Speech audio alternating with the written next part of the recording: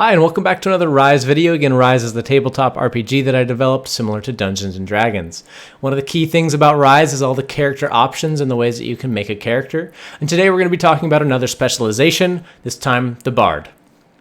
Now, the description of the Bard, I like this one. It rhymes. Influencing others is the way to play. Use story and song to save the day. Obviously, the Bard doesn't have to rhyme, but a key aspect of the Bard is that they are influencing others by their musical performances.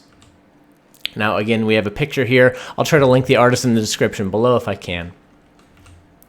The first requirement to become a Bard, you need to know how to play an instrument. Technically, this could also be your voice. You have to be trained in singing or playing some other instrument. And you successfully have to make a charisma performance test to please a small crowd of only 5 people. At rank 1 as a Bard, you're able to give your bardic inspiration to someone as a major action. You can give them a single dice, 1d6, to add to any roll of their choice for the next 15 minutes.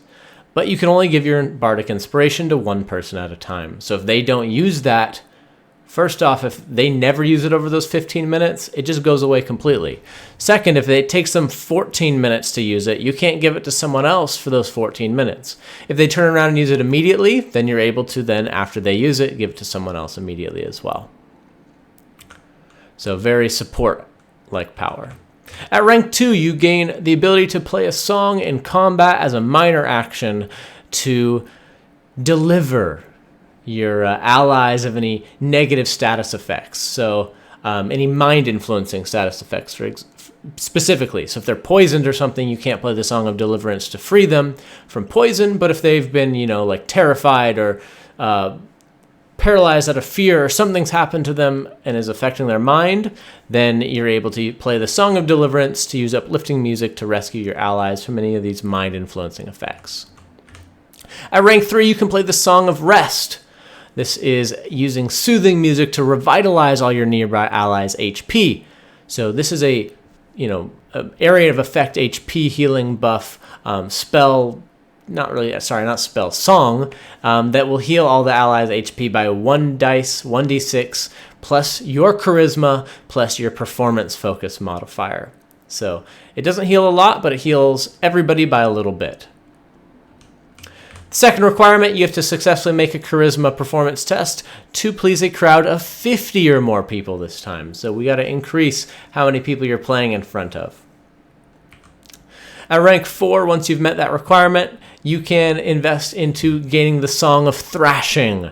This is using hectic music as a major action to deal penetrating damage to any enemies who hear it by 1d6 plus your charisma plus your performance test. This can be really beneficial, especially what if you're playing it, through a microphone or something. I haven't even thought about how busted that could be, but you could affect essentially a very, very large number of creatures. It doesn't deal a ton of damage, but you're dealing damage to all enemies who can hear it. At rank 5, the Song of Haste is available to you. Now, this allows you to pick up the tempo of combat for your allies. So you can select any ally, play the Song of Haste. It only affects one ally, but on that ally's next turn, they will gain an additional major action and double movement speed. This is huge. This is an incredible ability to give them an additional major action. That's like another attack, and you're doubling their speed. This can be very huge, especially for some of those allies who deal tons of damage, but not be able to move as fast or something like that. So lots of options for the Song of Haste. And at rank 6, now you can give your bardic inspiration for a minor action. So you can give it and then still play one of your songs, or you can give your bardic inspiration and do something else on your turn or make an attack. So opening up all the different options for more things for you to do on your turns. The third requirement to get to the rank 7, 8, and 9 here, you need to make that performance charisma test to please a crowd of 500 or more people, and at least one of those people has to be some public figure or famous person. Then you can get access to rank 7. This allows Song of Rest and Thrashing to be played as minor actions. Again, opening up many more things for you to be able to do on your turn. So you could play both of them on your turn now. Rank 8. Now you can give your bardic inspiration up to 3 allies at a time. Rank 8 is huge for the Bard. that bardic inspiration, giving those allies way more things they can do, helping them to succeed tests they may have failed, allowing them to deal more damage, and now you can do that with 3 allies at a time. And then finally, rank 9, the last ability, you can play the Song of Love. The Song of Love is a major action. It allows you to play a pacifying sonnet to calm all who hear it. And if they hear it and they fail this test, then they're not fighting anymore. It ceases combat to any who fails a target number 18 heart self-discipline test. If that target, passes that target number, then they can choose to keep fighting if they want. But you can essentially stop combat for as many creatures who hear it as long as they fail that test. However, if a creature's been pacified by your sonnet and then they take damage, they're freed from the sonnet and they immediately get to make an attack.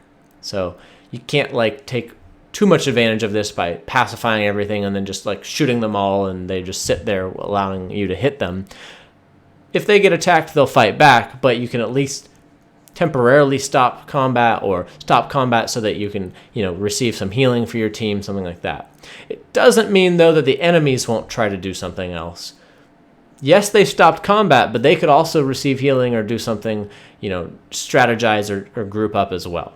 So it just opens up for many more options. The Bard is one of the ultimate support classes, used a lot in D&D. It's not as maybe the same as what you would see in D&D, but again, you're not locking yourself into a Bard here. You can choose as many different specializations as you want. You don't have to put all your points into the Bard. You can just grab a couple of the Bard ranks. Up to you how you want to play and the kind of character you want to make in Rise. If you like this video, please click the like button.